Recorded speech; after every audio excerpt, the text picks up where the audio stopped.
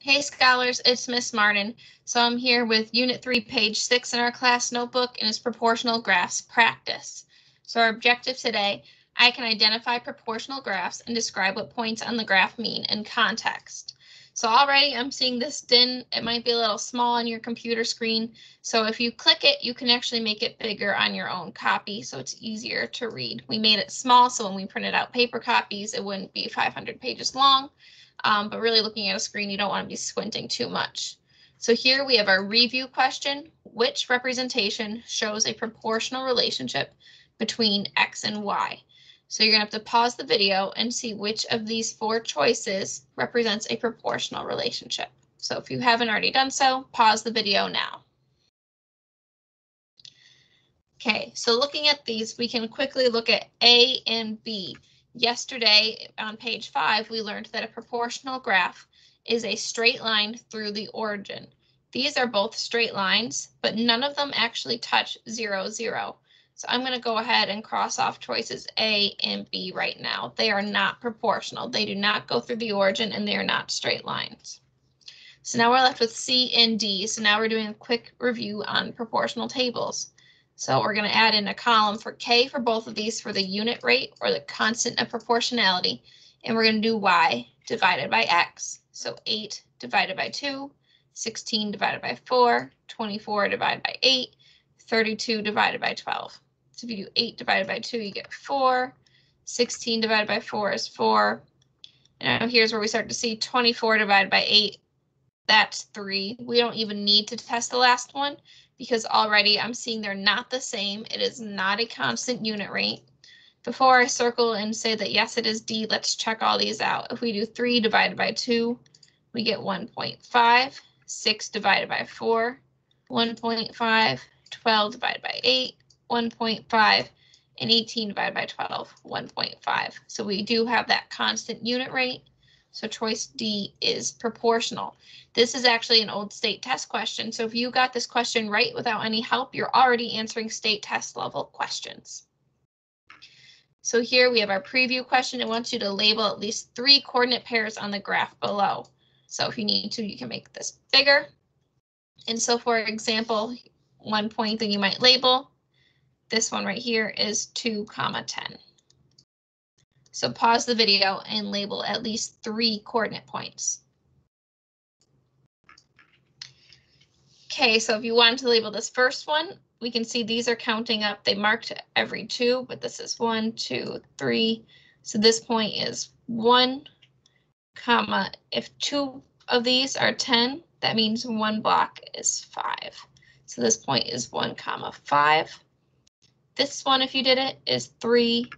This is counting by 5s. This is 15. So this is 3, 15. You could have also picked any of these points. I'm just going to label the ones that are already labeled on here. This one is going to be 6, 7, 35. And this last one that's marked is going to be 10, 50. So you could have marked any of these other ones that weren't these pink dots. They are also perfect points on the graph because they go through an intersection. They're easy for us to determine what numbers they are. So here we have some more notes that we're going to be working on today. So like on the other ones, if I need to, I'm going to make it bigger so it's easier to see. So we have an ice cream factory has 2 machines that produce gallons of ice cream proportional to the amount of time they have been on. So already they're saying that it's proportional. We don't need to determine if it's proportional. So here we have machine A is represented by this line and machine is represented by this line. And we see they are both straight lines and they both go through 0, 0. So it says how many gallons of ice cream does machine A produce in 3 minutes? So we look, here's machine A. We have, this is 5 minutes. So it looks like we are counting by 1. So 1, 2, 3. Let's label these points. Let's do it in purple. So here's 1, 2, 3 minutes is here. Here's this point on A. This is also counting by 1, so this is 6. So this point is 3, 6. So after 3 minutes, they produced 6 gallons of ice cream. So we can fill that in here, 6 gallons. of ice cream. How many gallons of ice cream does machine A make per minute? So there's a couple of ways we can do this. If I look on this graph, we do have on here is 1 minute. For machine A, I can read this point right on the graph. So per minute for 1 minute, it's right here. This is 2. So this is the point 1, 2. So for 1 minute, machine A makes 2 gallons of ice cream, and we just plotted it on the graph as well. So we can say it made 2 gallons of ice cream.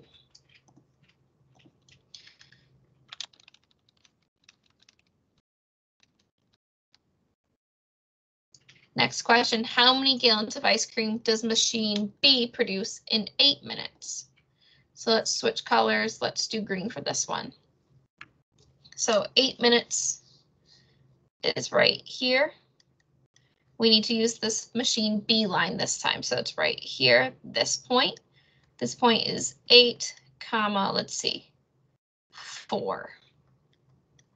So this means after 8 minutes, machine B made 4 gallons.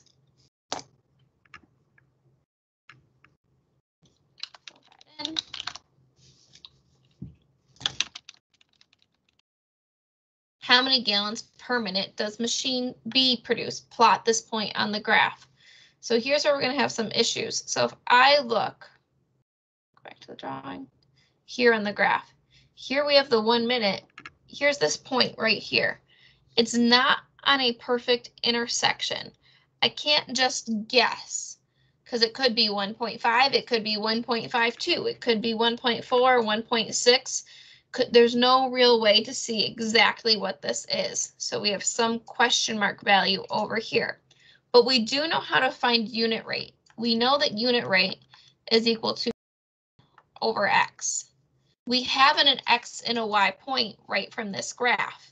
We have x as 8 and y as 4. We can use the point we do know to figure out what the unit rate is. So all I did is I took the y and x from this point right here. We write our points as x, y. So when I had 8, 4, I knew my y was 4, and I can divide it by the x, which is 8. If you do 4 divided by 8, you get 0.5 or 1/2. So for B, that's this point right here.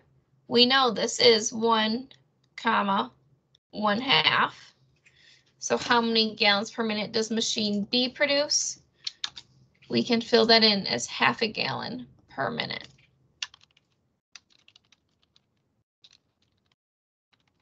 If you wanted to write it as a fraction, you can do this 1/2. And actually, if you highlight it under the drawing tab, there is this math button, and it will make it look like a pretty fraction for you, just like that. So if you wanted it written as a fraction instead of a decimal, you can do that as well.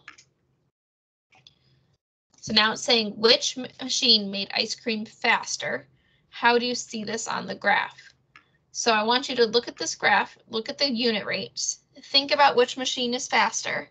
So pause the video and write what you think about which machine is faster. Okay, so if I look at these unit rates, machine A is making 2 gallons of ice cream per minute. Machine B is only making 1/2 gallon per minute. So it looks like machine A is faster because it does more each minute.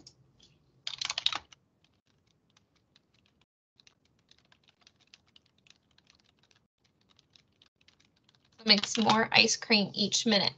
On the graph, machine A is steeper than machine B.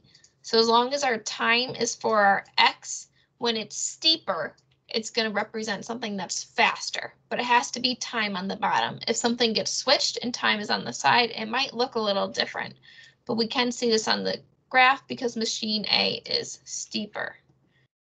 So we can say the graph, machine A is steeper. So here we have another example. I'm going to make this bigger so it's easier to see. So it says pounds and kilograms are two different units for measuring weight.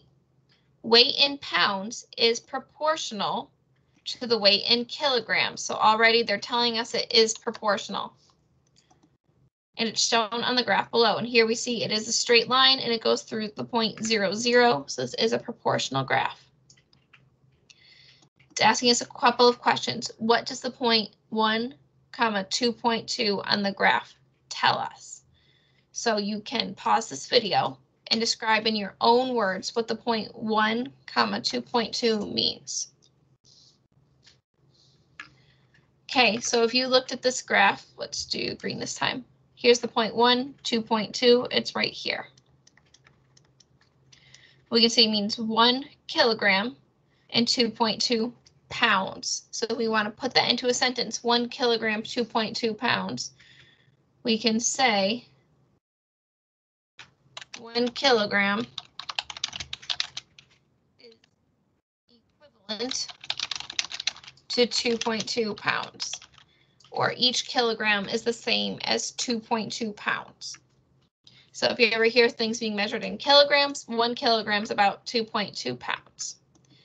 This next question, if a person weighed 121 pounds, what would their weight be in kilograms? So I can't read this on the graph. It ends at 7 pounds and 3 kilograms. I could try drawing this up to 121, but that might be difficult. So pause the video and see if you can figure out a way to determine how many kilograms somebody who's 121 pounds weighs. Okay, for some of us that might have been easy. Some of us it might not have come so easily. So I'm actually going to show you a nice trick I like to do. We know this is proportional. So let's fill this in. We have our X and we have our Y. So this is our kilograms and our pounds. We know 1 kilogram is 2.2 pounds. We want to know for somebody who weighs 121 pounds, how much they weigh in kilograms. So we've done this before with the constant and proportionality. We know the constant proportionality. We know the unit rate is 2.2. So normally that would mean we could take any X here and multiply by 2.2 to get the pounds. So if I wanted how much 2 kilograms is in pounds, we can multiply by 2.2 and we would get 4.4. We could do 10 and get 22, right? So we could figure that out the whole way. This way is multiplying by 2.2. And we've talked about in class before, where if you want to go backwards, you're going to do the opposite, which is divide by 2.2.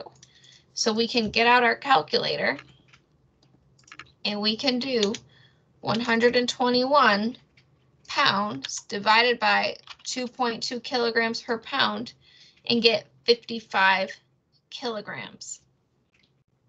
So let's just write that in here. And let's talk about if that makes sense.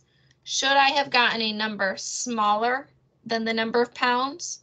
Yes. If I look, the number of kilograms is always smaller than the number of pounds. So that's a quick check we can do. We can also see that the number of kilograms is about half the number of pounds. 55 is close to about half of 121. So it seems like a reasonable answer for me. Here we got one more example, one more exercise. I'm going to make this a little bit bigger for us. This is the same one that we just plotted some points above. The relationship between time in a shower and water used is shown in the graph below.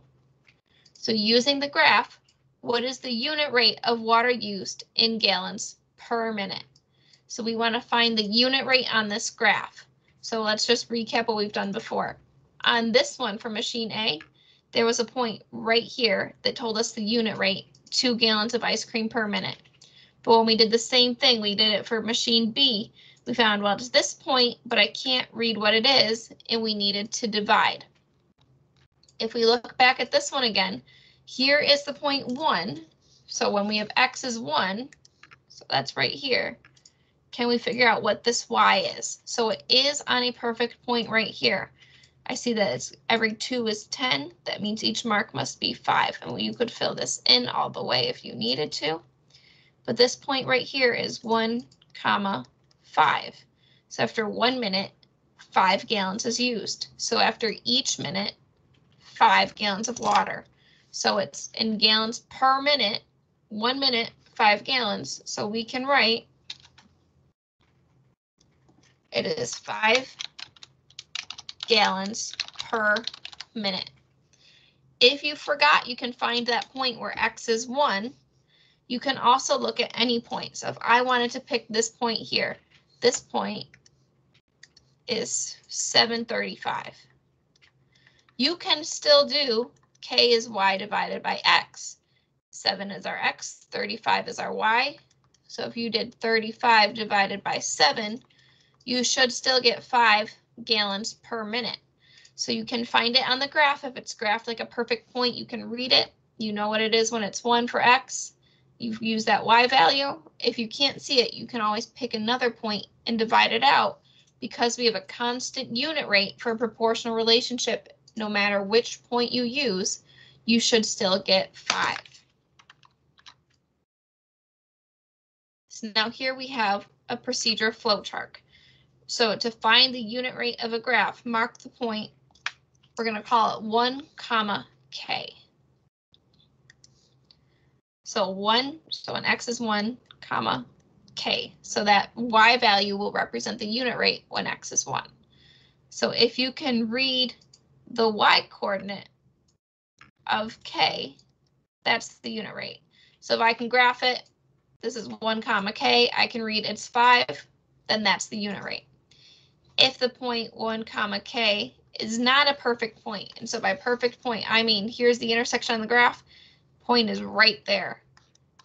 If it's a point here or here, those are not perfect points.